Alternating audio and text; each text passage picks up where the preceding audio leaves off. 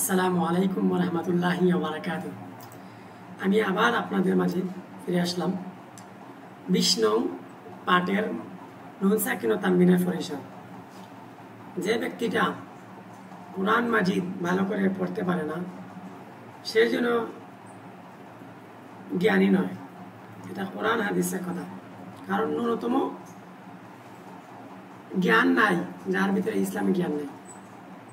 এই জন্য ইসলামী জ্ঞান থাকা প্রত্যেক মুমিন মুসলমানের জন্য ফরজ।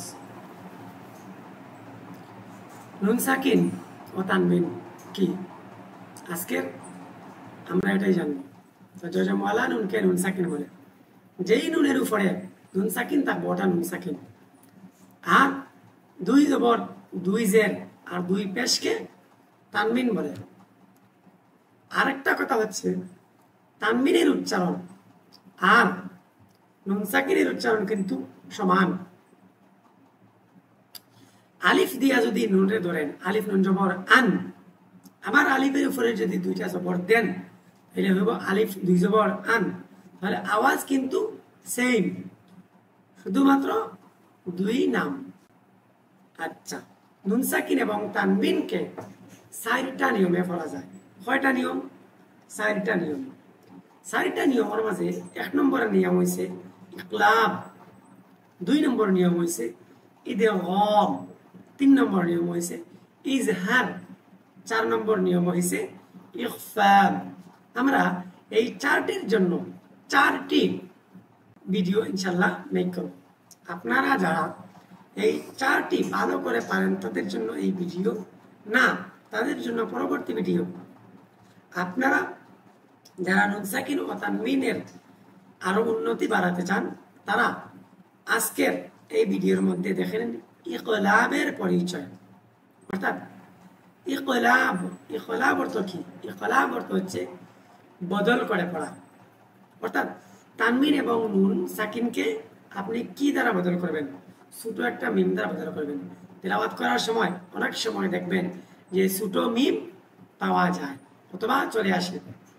এখানে দেখতে পাচ্ছেন ছোট একটা মিম আছে, এই জায়গার মধ্যে চলে আসছে। কেন চলে আসছে?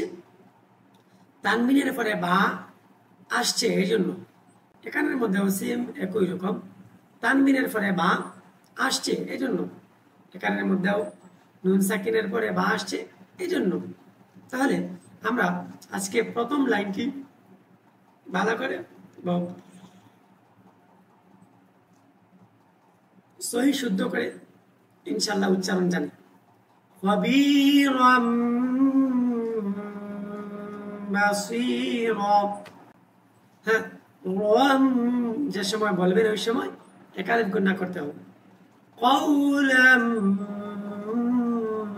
বালিগা ফানবির। আচ্ছা, তো এভাবে আপনি যদি প্রথম 3 লাইনের এই 3টি বাক্য বুঝে থাকেন তাহলে আপনি কিন্তু সম্পূর্ণই বুঝে গেছেন ইনশাআল্লাহ। তাহলে আমরা পরবর্তীতে নিয়ে আসবো ইদগাম, 20 নং পাঠের নুন সাকিন ও তানবিনের ইদগাম। আজকের ভিডিও পর্যন্তই। পরবর্তী ভিডিও যদি ভালো লেগে থাকে এবং পেতে চান তাহলে আমার এই চ্যানেলটি এবং ফেসবুক পেজটি ফলো দিতে ভুলবেন না। এ বলেই এখানে শেষ করে নিলাম। আসসালামু আলাইকুম।